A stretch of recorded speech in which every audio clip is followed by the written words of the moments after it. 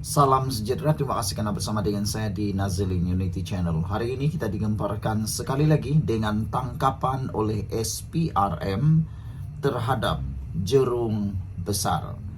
Sejak Anwar Ibrahim menjadi Perdana Menteri, kita kini disajikan dengan pelbagai tangkapan tangkapan demi tangkapan yang luar biasa. Tangkapan bukan biasa-biasa, tetapi tangkapan yang luar biasa. Hari pertama Anwar Ibrahim menjadi Perdana Menteri, beliau sudah berjanji beliau akan memerangi rasuah dengan perang habis-habisan.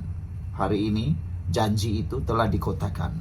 Apabila yang ditangkap bukan biasa-biasa, tetapi orang-orang besar, jerung-jerung besar, dan bukan lagi ikan-ikan bilis.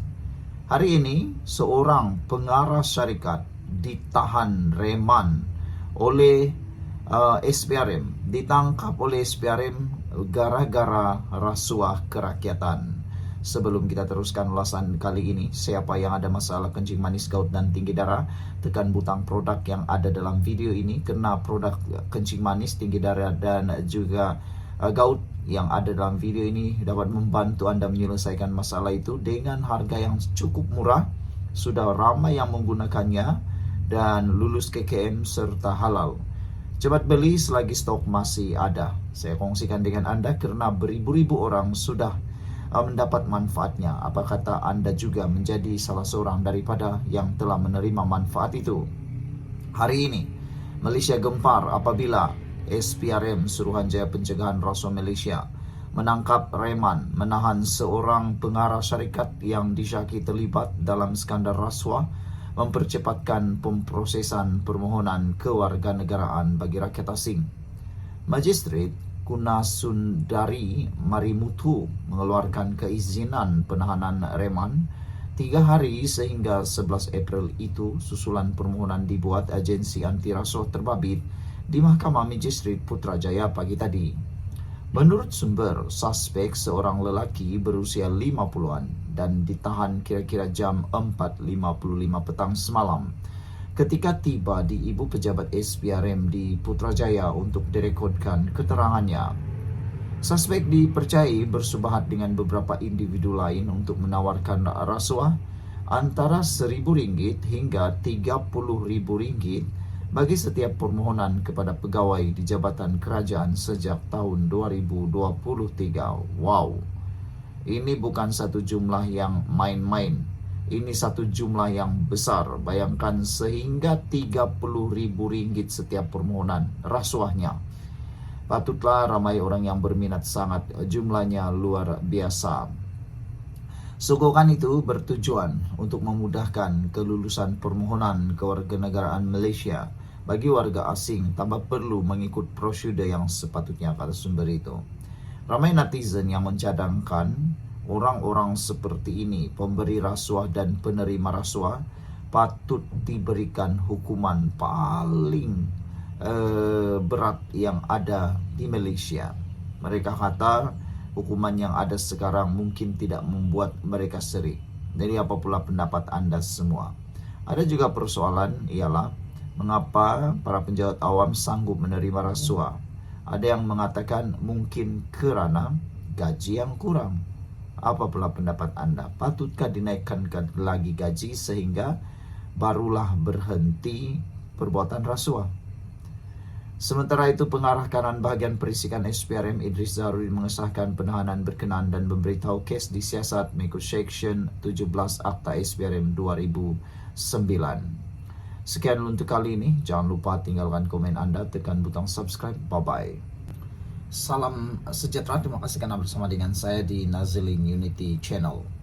Hari ini kita masih lagi bercakap tentang PRN Sabah yang akan diadakan tidak lama lagi. Siapakah pemenangnya menjadi tanda tanya. Paling penting sekali ialah siapa bakal Ketua Menteri jika Pakatan Kerajaan menang, GRS menang. Tentunya Haji J akan terus menjadi Ketua Menteri di Sabah. Tetapi persoalan untuk Pakatan Harapan Barisan Nasional pula, kalau mereka menang di PRN Sabah, siapakah yang akan menjadi Ketua Menteri Sabah? Adakah Bung Mukhtar ataupun Iwan Benedik? Itu semua menjadi satu misteri yang akan diketahui selepas kemenangan PRN Sabah nanti. Namun demikian, ini satu cabaran daripada UMNO untuk GRS Sabah. Bubar Dewan Undangan Negeri kalau anak jantan, kata UMNO Sabah. UMNO Sabah hari ini mencabar gabungan rakyat Sabah GRS membubarkan kabinet negeri dan menyerahkan kepada rakyat untuk menentukan masa depan negeri itu melalui pilihan raya negeri PRN. Pengarah Komunikasi Strategik UMNO Sabah, Datuk Rosman Datuk Akhir Zaman berkata, langkah tersebut wajar dilakukan GRS untuk membuktikan mereka benar-benar ada jiwa anak jantan serta berprinsip. Katanya, sekarang adalah waktu untuk GRS menguji kekuatan sebenar mereka ketika beberapa pihak termasuk Ketua Menteri Sabah Haji Jinor terpalit dengan skandal rasuah. Sebelum kita teruskan ulasan kali ini, jangan lupa siapa yang ada masalah gout, kencing manis dan tinggi darah, tekan butang produk yang ada dalam video ini untuk mendapatkan produk yang terbaik, murah, mujarab dan berbaloi. Lulus KKM juga halal. Baiklah, GRS perlu membuktikan keberanian dan ketegasan pendirian politik mereka, kata Ketua Pemuda UMNO Sabah ini, ataupun kata UMNO Sabah. Jika benar GRS adalah gabungan yang berprinsip dan berjiwa anak jantan, maka bubarkan segera Dewan Undangan Negeri Sabah untuk memberi laluan kepada PRN ke-17, bukannya menunggu pembubaran otomatik, kata beliau. Ada netizen kata, wah, selepas diumumkan kerjasama antara UMNO dan Pakatan Harapan, tiba-tiba UMNO di Sabah menjadi lebih berani. Ada juga yang memetiknya sebagai sombong. Mentang-mentanglah sudah ada gabungan, kata mereka, sekarang berani sudah mencabar untuk dibubarkan Dewan Undangan Negeri Sabah.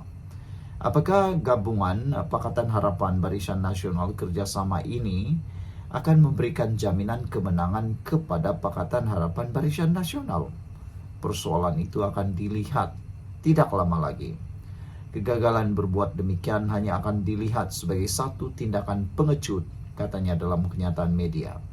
Semalam Malaysia Kini melaporkan GRS berkata mereka bersedia bertanding secara solo pada PRN akan datang sekiranya PH dan BN memutuskan untuk bekerja sama.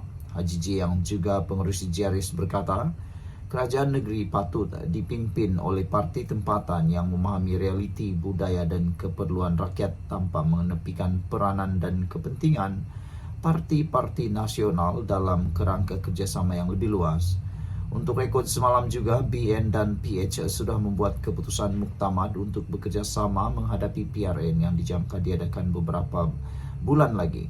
Datuk Rosman berkata rakyat Sabah berhak menentukan sama ada 8 parti tempatan yang membentuk GRS masih wajar diberi mandat baru membentuk kerajaan negeri atau sebaliknya. Untuk itu katanya, GRS perlu menunjukkan komitmen penuh tanpa bergantung kepada parti-parti nasional sejajar dengan slogan mereka, rumah kita, kita jaga.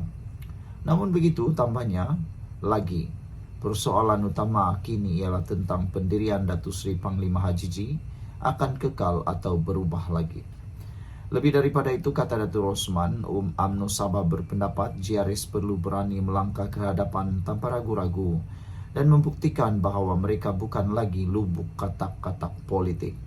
Inilah masa terbaik untuk GRS, khususnya PGRS, menghalau parti-parti nasional seperti UMNO, MCA, PKR, DAP dan Amanah dari Sabah, kata beliau. Sekian untuk kali ini, jangan lupa tinggalkan komen Anda.